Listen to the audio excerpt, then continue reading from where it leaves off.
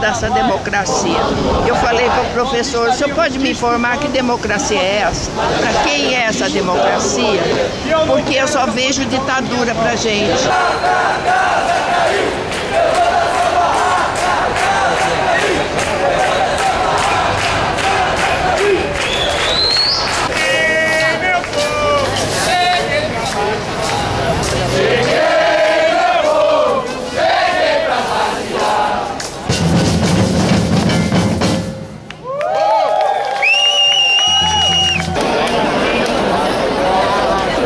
É suficientemente opaco para que se possa vê-lo.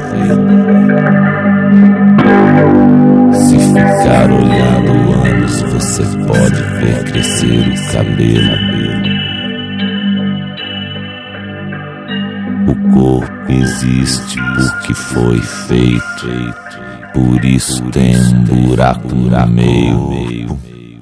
O corpo existe dado que exala cheiro, e em cada extremidade existe um dedo. O corpo, se cortado, espirra um líquido vermelho. O corpo tem alguém como recheio. O corpo existe, pode ser pego.